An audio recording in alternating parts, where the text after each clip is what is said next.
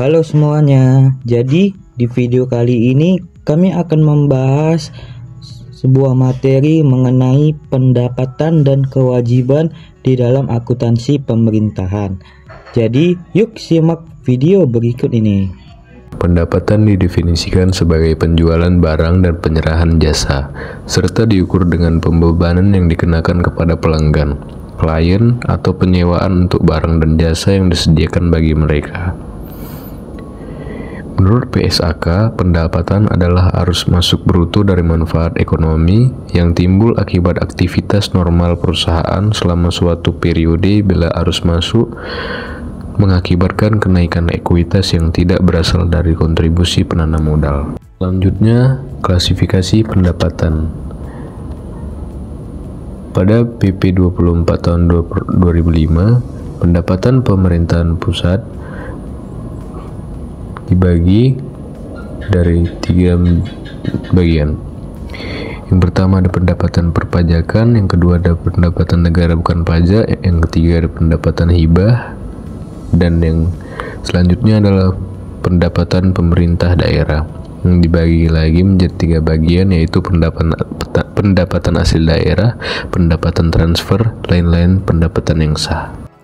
Pengakuan pendapatan secara umum diakui ketika diperoleh dan sudah direalisasikan atau dapat direalisasikan. Menurut PP nomor 24 tahun 2005 mengakui pendapatan ketika pendapatan diterima di rekening umum negara atau daerah. Selanjutnya adalah proses pengembalian pendapatan.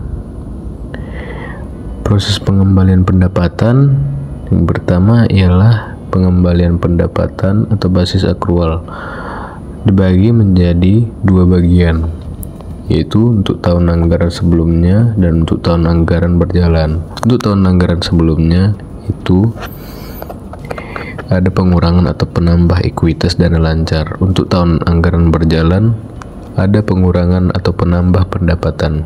Dan di bagian yang selanjutnya ada pengembalian pendapatan. Untuk tahun yang sama dengan tahun anggaran itu dibagi menjadi pengurangan pendapatan, dan yang selanjutnya ada untuk tahun sebelum tahun anggaran, dibagi menjadi 2, yaitu berulang-ulang dan tidak berulang-ulang. Berulang-ulang termasuk pengurangan pendapatan, dan jika tidak berulang-ulang, belanja tidak terduga. Pengukuran pendapatan sesuai PP 24 tahun 2005, pendapatan diakui dengan asas bruto, yaitu dengan mencatat jumlah brutonya dan tidak mencatat jumlah neto setelah dikompensasikan dengan pengeluaran. Maka segala macam biaya yang langsung mengurangi jumlah yang diterima tidak menjadi pengurang dalam melakukan pencatatan, tetapi akan dicatat sebagai belanja di tahun anggaran yang sama. Jenis-jenis pendapatan. Jenis-jenis pendapatan dibagi menjadi 2 bagian, yaitu pendapatan LRA dan pendapatan LO. Pendapatan LRA adalah semua penerimaan rekening kas umum daerah yang menambah ekuitas dalam periode tahun anggaran yang bersangkutan yang menjadi hak pemerintah dan tidak perlu dibayar kembali oleh pemerintah. Klasifikasi pendapatan LRA yaitu bisa dibagi menjadi 3 bagian. Yang pertama ada pendapatan asli daerah, yang kedua ada pendapatan transfer, yang ketiga ada lain-lain pendapatan daerah yang sah. Selanjutnya ada prinsip akuntansi pendapatan LRA. Yang pertama, pendapatan secara umum diakui pada saat setelah disetor ke rekening kas umum daerah. Yang kedua, ada koreksi atas pengembalian pendapatan yang sifatnya tidak berulang atau non-recurring atas pendapatan tahun berjalan, dicatat sebagai pengurang pendapatan. Yang ketiga, ada pengembalian yang sifatnya normal atau sistemik dan berulang atas penerimaan pendapatan periode sebelumnya, dicatat sebagai pengurang pendapatan. Dan yang keempat ada pengembalian pendapatan dilaksanakan berdasarkan ajas bruto. Selanjutnya ada LO. Pendapatan LO adalah hak pemerintah daerah yang diakui sebagai penambah ekuitas dalam periode tahun anggaran yang bersangkutan dan tidak perlu dibayar kembali. Klasifikasi pendapatan LO. Yang pertama ada pendapatan asli daerah, yang kedua ada pendapatan transfer, dan yang ketiga lain-lain pendapatan daerah yang sah. Dan selanjutnya prinsip akuntansi pendapatan LO.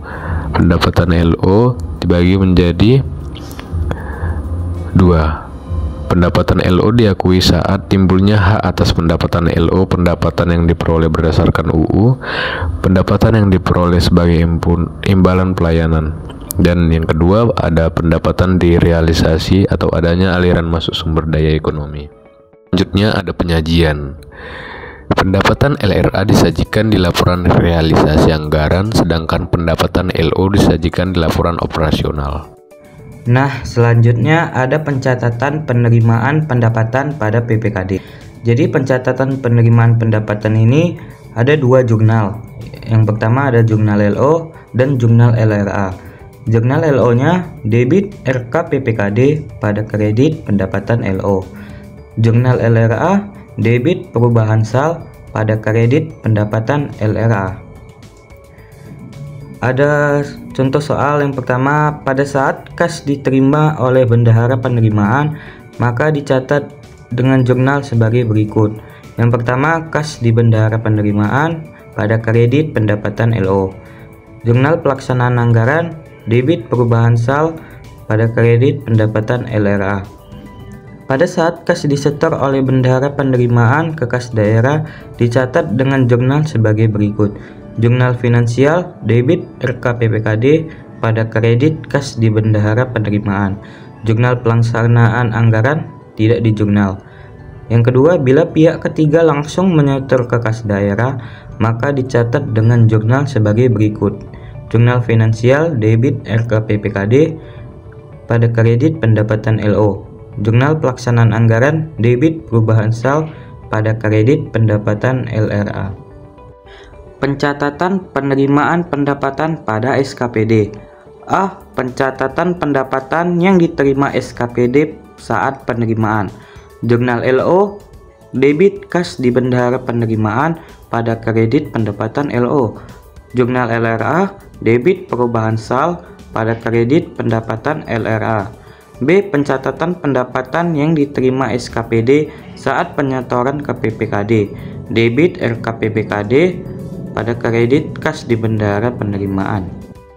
Lalu kita masuk ke materi kewajiban. Yang pertama, definisi kewajiban. Kewajiban itu adalah utang atau liabilities. Kewajiban atau utang adalah sesuatu yang memberikan kewajiban bagi pemilik di masa depan, di mana pembayarannya dilakukan dengan mengorbankan aset. Kewajiban dalam konteks pemerintahan. Kewajiban muncul antara lain karena penggunaan sumber pembiayaan pinjaman dari masyarakat, lembaga keuangan, entitas pemerintahan lain, atau lembaga internasional. Kewajiban pemerintahan juga terjadi karena perikatan dengan pegawai yang bekerja pada pemerintah. Kewajiban kepada masyarakat luas yaitu tunjangan, kompensasi, ganti rugi, kelebihan setoran pajak dan wajib pajak, alokasi atau realokasi pendapatan ke entitas lainnya, atau kewajiban dengan pemberi jasa lainnya. Yang kedua, pengakuan kewajiban. Menurut PSAP 01 PP nomor 71 tahun 2010, kewajiban diakui jika besar kemungkinan bahwa pengeluaran sumber daya ekonomi akan dilakukan untuk menyelesaikan kewajiban yang ada sampai saat pelaporan, dan perubahan atas kewajiban tersebut mempunyai nilai penyelesaian yang dapat diukur dengan andal. Yang ketiga, pengukuran kewajiban. Kewajiban dicatat sebesar nilai nominal. Kewajiban dalam mata uang asing dijabarkan dan dinyatakan dalam mata uang rupiah. Penjabaran mata uang asing menggunakan kurs tengah bank sentral pada tanggal neraca. Lalu 4. Pencatatan akuntansi kewajiban terbagi menjadi 2. Yang pertama, akuntansi utang jangka pendek dan akuntansi utang jangka panjang. Kewajiban berdasarkan sumber pinjaman. Kewajiban jangka pendek pertama ada utang kepada pihak 3, 2. Utang perhitungan pihak ketiga atau PFK, ketiga utang bunga, 4. Bagian lancar utang jangka panjang, 5. Pendapatan diterima di muka. Sedangkan kewajiban jangka panjang yang pertama ada utang dalam negeri, 2 utang jangka panjang lainnya. Akuntansi utang jangka pendek. Yang pertama, utang kepada pihak ketiga. Utang kepada pihak ketiga merupakan kewajiban pemerintah yang timbul dari kontrak pengadaan barang atau jasa atau adanya dana pihak ketiga yang belum dibayarkan sampai dengan tanggal pelaporan belum dibayarkan. Contohnya, tanggal 15 Desember, Dinas Pertamanan Kota Madani menerima tagihan pembayaran listrik untuk bulan Oktober dan November 2017 yang masih belum dibayar. Tagihan tersebut masing-masing sebesar 12 juta rupiah dan 15 juta rupiah. Sampai dengan tanggal pelaporan, tagihan tersebut belum diselesaikan. Maka jurnal LO atau neracanya tanggal 31 Desember, beban jasa debit pada kredit utang kepada pihak ketiga sebesar 27 juta. 2. Utang perhitungan pihak ketiga atau PFK. Utang PFK menurut PSAP 09 paragraf 5 adalah utang pemerintah kepada pihak lain yang disebabkan kedudukan suatu instansi pemerintah sebagai pemotong pajak atau pungutan lainnya seperti potongan pajak pemerintah pusat, iuran Taspen, Bapetarum, dan BPJS Kesehatan. Contoh yang pertama, pada tanggal 29 Desember 2017, BUD membayarkan gaji pegawai sebesar dengan perincian gaji 100 juta rupiah, pajak penghasilan atau PPh 21 sebesar 2 juta, iuran kesehatan BPJS 5 juta, iuran dana pensiun 3 juta, totalnya 110 juta rupiah. Seluruh utang PFK dibayarkan pada tanggal 5 tahun berikutnya. Maka jurnal pembayaran gaji, jurnal LO, tanggal 29 Desember, debit beban pegawai 100 juta, pada kredit kas di kas daerah 100 juta. Jurnal LRA-nya, debit belanja pegawai 100 juta, pada kredit perubahan sal 100 juta. Pada saat pemungutan PFK, jurnal LO tanggal 29 Desember, debit kas di kas daerah sebesar 10 juta, kredit utang PFK PPh 21 2 juta, utang PFK BPJS 5 juta, utang PFK Taspen 3 juta. Pada saat penyetoran PFK, jurnal LO tanggal 5 Januari tahun 2018, debit utang PFK PPh 21 sebesar 2 juta, utang PFK BPJS 5 juta, utang PFK Taspen 3 juta, pada kredit kas di kas daerah sebesar 10 juta. Contoh 2. Pada tanggal 15 Oktober 2017, Bendahara Pengeluaran Dinas Pendapatan melakukan pemotongan pajak atas pembelian barang dan jasa atau UP, GU, TU senilai 2 juta rupiah. Pada tanggal 18 Oktober 2017, Bendahara Pengeluaran SKPDA melakukan penyetoran pajak atas pembelian barang dan jasa senilai 2 juta rupiah. Jurnal LO atau neraca tanggal 15 Oktober, debit kas di Bendahara Pengeluaran 2 juta, pada kredit utang PFK 2 juta. Lalu tanggal 18 Oktober, debit utang PFK sebesar 2 juta, pada kredit kas di Bendahara Pengeluaran sebesar 2 juta. Yang ketiga, utang bunga. Utang bunga timbul karena pemerintah memiliki utang jangka panjang seperti utang obligasi, utang jangka panjang perbankan, dan utang jangka panjang lainnya. Contoh, pada tanggal 1 Oktober 2017, pemerintah Provinsi Bertua melakukan peminjaman kepada Bank Sejahtera sebesar 1.500.000.000 dengan tingkat bunga 4% per tahun dan dibayar setiap tanggal 1 April dan 1 Oktober. Pinjaman tersebut akan dilunasi dalam jangka waktu 5 tahun sejak perjanjian ditanda tangani. Jurnal LO atau neraca tanggal 31 Desember 2017. Debit beban bunga 15 juta, pada kredit utang bunga sebesar 15 juta. Yang keempat, bagian lancar utang jangka panjang. Bagian lancar utang jangka panjang merupakan bagian utang jangka panjang baik pinjaman dari dalam negeri maupun luar negeri yang akan jatuh tempo dan diharapkan akan dibayar dalam waktu 12 bulan setelah tanggal neraca. Contoh, tanggal 15 Mei 2017, pemerintah Kabupaten Sejahtera melakukan peminjaman kepada bank sebesar 500 juta rupiah, jangka waktunya 5 tahun. Cicilan utang setiap tahun dibayar mulai tahun depan tiap tanggal 5 Mei. Jurnal LO atau neraca, tanggal 31 Desember 2017. Debit, bagian lancar utang jangka panjang, utang kepada bank sebesar 100 juta. Pada kredit, utang jangka panjang dalam negeri bank 100 juta. Lalu masuk kelima, pendapatan diterima di muka. Pendapatan diterima di muka adalah pendapatan yang belum menjadi hak pemerintah yang merupakan uang muka dari pihak ketiga yang dibayarkan untuk kegiatan tertentu. Contoh, pada tanggal 1 Agustus 2017, Dinas Pendapatan menerima pendapatan sewa rumah dinas untuk 1 tahun sebesar 48 juta rupiah. Jurnal LO, tanggal 1 Agustus 2017. Debit kas di bendahara penerimaan sebesar 48 juta. Pada kredit, pendapatan diterima di muka 48 juta. Jurnal LRA-nya tanggal 1 Agustus 2017. Debit perubahan sal sebesar 48 juta. Pada kredit, pendapatan sewa rumah dinas LRA 48 juta. Masuk yang ke B, akuntansi utang jangka panjang. Yang pertama, utang dalam negeri non perbankan, obligasi. Tanggal 1 April 2017, pemerintah Provinsi Bertua menerbitkan surat utang obligasi 1000 lembar dengan nominal 1 juta per lembar dengan suku bunga tetap 12% per tahun. Obligasi tersebut dijual seharga 1.050.000 per lembar. Jangka waktu utang 5 tahun. Bunga dibayar setiap 6 bulan per 1 Maret dan 1 September. Bunga diterima di muka. Utang mulai berlaku 1 Maret 2017. Maka jurnal LO penerbitan obligasi tanggal 1 April 2017. Debit kas di kas daerah sebesar 1.060 juta.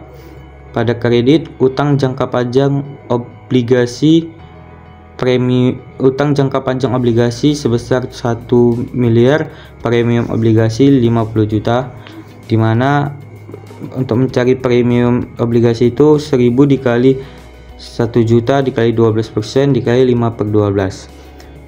Lalu ada utang bunga di kredit sebesar 10 juta, dimana 1000 dikali 1 juta dikali 12% dikali 1 bagi 12. Jurnal LRA nya debit perubahan sal sebesar 1 miliar. Pada kredit, pinjaman dalam negeri obligasi 1 miliar. Pada saat pembayaran bunga 6 bulan 1 Maret sampai 1 September sama dengan 1000 dikali 1 juta dikali 12% dikali 6 per 12 sama dengan 60 juta. Jurnal LO atau neraca tanggal 1 bulan 9 2017. LO debit beban bunga sebesar 50 juta. Debit utang bunga 10 juta. Pada kredit kas di kas daerah sebesar 60 juta. LRA debit belanja bunga 60 juta. Pada kredit perubahan sal 60 juta. Pada saat penyesuaian bunga 1 September sampai 31 Desember sama dengan 1000 dikali 1 juta dikali 12% dikali 4 per 12 sama dengan 40 juta. Jurnal LO atau neraca tanggal 31 Desember 2017. Debit beban bunga 40 juta. Pada kredit utang bunga 40 juta. 2. Utang dalam negeri perbankan. Contoh, pada tanggal 5 Februari 2017, pemerintah Kabupaten Sejahtera menerima pinjaman dari Bank ABC senilai 600 juta rupiah dengan tingkat bunga 12% per tahun. Bunga dibayar tiap tanggal 5 Februari dan 5 Agustus. Jatuh tempo pinjaman pada 4 Februari 2027. Jurnal LO atau neraca tanggal 5 Februari 2017. Debit kas di kas daerah sebesar 600 juta. Pada kredit utang dalam negeri sektor perbankan 600 juta. Jurnal LRA-nya tanggal 5 Februari 2017. Debit perubahan sal 600 juta. Pada kredit pinjaman dalam negeri, lembaga keuangan bank 600 juta. Pembayaran bunga kewajiban. Pada tanggal 5 Agustus 2017 terbit SP2D-LS untuk membayar bunga atas pinjaman sebesar 36 juta. 60 juta dikali 12% dikali 6/12, maka dapat hasilnya 36 juta. Jurnal LO atau neraca tanggal 5 Agustus 2017. Debit beban bunga pinjaman bank debit 36 juta. Pada kredit kas di daerah sebesar 36 juta. Jurnal LRA tanggal 5 Agustus 2017. Debit belanja bunga utang pinjaman kepada Bank Riau sebesar 36 juta. Pada kredit perubahan sal 36 juta. Penyesuaian beban bunga. Pada tanggal 31 Desember 2017 dilakukan penyesuaian terhadap bunga pinjaman yang belum dibayar pada tahun 2017 selama 5 bulan, yaitu Agustus sampai dengan Desember 2017 sebesar 30 juta rupiah.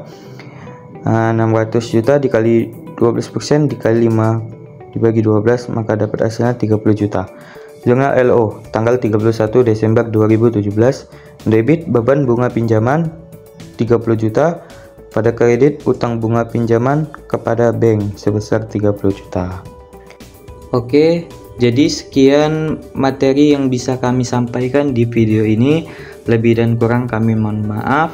Jika kalian suka dengan materi yang kami sampaikan, beri tanda like. Kami ucapkan terima kasih. Bye-bye.